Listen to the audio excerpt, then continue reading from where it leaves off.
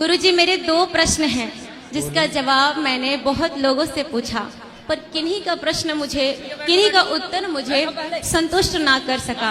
आज मैं आपसे वो दो प्रश्न पूछना चाहती हूँ, अगर आपकी आज्ञा हो तो। बिल्कुल पूछिए। गुरुजी, जैसा कि आप हमें समझाते हैं, बहुत लोग हमें समझाते हैं कि आज हम जो कुछ भी करते हैं वो अपने कर्मों का फल है। जो हम पुराने जन्म में, पिछले जन्म में जो कुछ भी किए हैं उसका आज हमें फल मिल रहा है।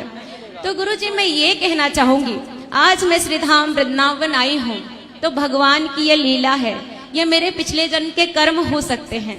आज जो कुछ भी मैं कर रही हूँ वो मेरे पिछले जन्म के कर्म हो सकते हैं, लेकिन अगर ये धरती को कर्म भूमि कहा गया है तो मैं अभी प्रेजेंट में, इस वर्तमान समय में कर्म कहाँ कर रही हूँ गुरुजी?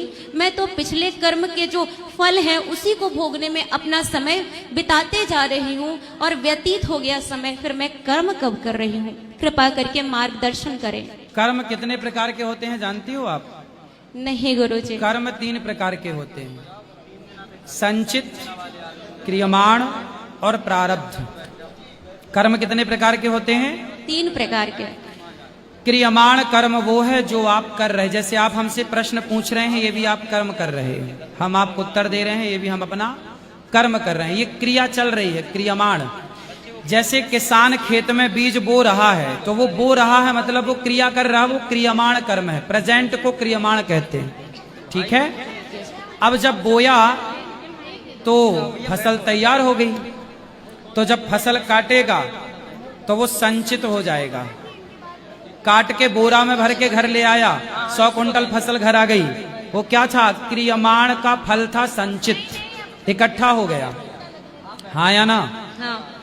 फिर वो उसी गेहूं को चक्की में पिसवा के और उसी की बढ़िया रोटी में घी लगा के मस्त खा रहा है, वही है उसका प्रारब्ध। जो किया था वही उसे मिला, वही उसका संचित हुआ और वही उसे मिला। जो कल किया था बेटा वो आज आपको मिल रहा है, अच्छा या बुरा। जो आज आप करोगी, अच्छा या बुरा, वो कल की तैयारी है। तो क्या मुझे आज कर्म करने की आजादी है? क्यों कर ही रही हो आप? आजादी क्यों नहीं है? आजाद है हो आप हमसे प्रश्न पूछ रही हो, कर तो रही हो कर्म। पलकें झपका रही हो, कर तो रही हो कर्म। आप रोटी खा रही हो, कर तो रही हो कर्म। दूध पी रही हो, कोई शराब पी रहा है, कोई दूध पी रहा है। कोई बकरे को काट रहा है तो कोई बकरे के मलहम पट्टी लगा रहा है। कर्म दोनों है। आप बकरे को काट रहे हैं वो भी कर्म हो रहा है, और आप बकरे को मलहम पट्टी लगा रहे हैं वो भी कर्म हो रहा है। कर्म जब आप करेंगे तो उसका फल भगवान देंगे। मलहम पट्टी लगाने का फल भी भगवान देंगे और बकरे की गर्दन में तलवार चलाने का फल भी भगवान देंगे। तलवार चलाने का फल अलग होगा, मलहम पट्टी लगाने का फल अलग होगा। तो महाराज जी, हमें कैसे पता चलेगा कि अभी जो हम कर रहे हैं वो पिछले जन्म का कर्म का फल है या इस जन्म का कर्म है? क्यों पता करना है? कुछ चीजें भगवान को पता रहने दो, तुमको पता लग जाएगा, तुम ही ना भगवान हो जाओगी। कुछ चाबियां ईश्वर के हाथ में है बेटा। हम ईश्वर की कठपुतली हैं, सब ईश्वर अपनी चाबी हमें नहीं दे सकते, है ना। इसलिए ईश्वर के हाथ में, भगवान के हाथ में है क्या? तुम्हारे हाथ में क्या है? तुम्हारे हाथ में है तू कर्म कर, कर्मण्येवाधिकारस्ते, तू कर्म कर। फल भगवान के हाथ में, तू कर्म कर, भगवान देंगे। तो आप कर्म को बेहतर करिए, मस्ती से करिए और फल की चिंता ना पालिए, ईश्वर है आपके साथ। धन्यवाद गुरुजी। अब मेरा दूसरा संतुष्ट हुई इस प्रश्न के उत्तर से? हाँ, संतुष्ट तो हो गई। ठीक है, दूसरा पूछो। दूसरा प्रश्न है कि महाराज जी, जो भगवान विष्णु हैं, श्रीमन नारायण, उनके पार्षद 3 रूपों में, 3 युगों में धरती पर आए। पहला वो सतयुग में आए, हिरण्याक्ष और हिरण्यकश्यप के रूप में। दूसरा वो त्रेता में आए, रावण और कुंभकर्ण के रूप में। उसके बाद वो द्वापर में आए, कंस और शिशुपाल के रूप में। शिशुपाल और दंतवक्र के रूप में। कंस नहीं था वो, क्षमा करें, शिशुपाल और दंतवक्र के रूप में। तो प्रश्न ये है महाराज जी, ये तीनों धरती लोक पर आए, इन्हें कर्म करने की आजादी थी, पर ये तीनों 3 रूपों में, 3 युगों में बुरे कर्मों को क्यों इन्होंने अपना चुनाव बनाया? क्यों इन्होंने बुरे कर्म ही किए? अच्छे कर्म भी कर सकते थे। रावण शायद अगर बुरा काम नहीं करता तो बाकी भी उसका साथ न देते, जैसे उनके अपने बेटे पुत्र मेघनाद, अपने भाई कुंभकर्ण, ये विभीषण तो अच्छे कर्म कर रहे थे इसलिए तो भगवान श्री राम के पास चले गए, तो फिर ये बुरे कर्म क्यों कर रहे थे?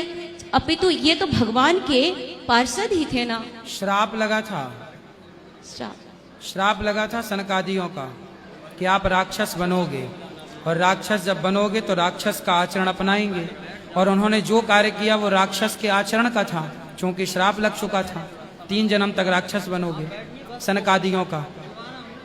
अच्छा, मतलब उन्हें श्राप ही मिला था? श्राप था। अच्छा, धन्यवाद महाराज जी। महाराज जी, अंत में मैं भक्तों के समक्ष अपनी चंद पंक्तियां रखना चाहती हूँ। यह मैंने नहीं लिखी है, लेकिन कहीं से मैंने इसे पढ़ा और मैं बहुत प्रोत्साहित होती हूँ इनको पढ़ के, और मेरे प्रोत्साहन का कारण है इन पंक्तियों को मैं प्रस्तुत तभी करूंगी जब आपकी आज्ञा होगी। करिए करिए। तो भगवान श्री कृष्ण कुरुक्षेत्र में कहते हैं अर्जुन को, जब अर्जुन पूछते हैं कि आप अपना जल्दी नाम बताइए, क्राम काम क्रोध की बात कही तो मुझको उत्तम काम बताओ, और खुद को ईश्वर कहते हो तो जल्दी अपना नाम बताओ। ऐसा प्रश्न अर्जुन का था। तो भगवान श्री कृष्ण जो जगत पिता हैं उनका जवाब है कि मैं भक्तों के बीच प्रस्तुत करना चाहती हूँ कि कान खोल कर सुनो पार्थ, मैं ही त्रेता का राम हूँ। कृष्ण मुझे सब कहते हैं, मैं द्वापर का घनश्याम हूँ। रूप कभी नारी का रखकर मैं ही केश बदलता हूँ। धर्म बचाने के खातिर मैं अनगिन वेश बदलता हूँ। विष्णु जी का दशम रूप मैं ही परशुराम मत वाला हूँ। नाग कालिया के फन पर मैं मर्दन करने वाला हूँ। बांकासुर और महिषासुर को मैंने जिंदा गाड़ दिया। धर्म बचाने के खातिर नरसिंह बन हिरण कश्यप फाड़ दिया। रथ कहीं नहीं चलता है, बस मैं ही आगे बढ़ता हूँ। धनुष हाथ में तेरे हैं अर्जुन, धनुष हाथ में तेरे हैं, पर रणभूमि में मैं लड़ता हूँ, रणभूमि में मैं लड़ता हूँ। सुंदर। धन्यवाद गुरु जी।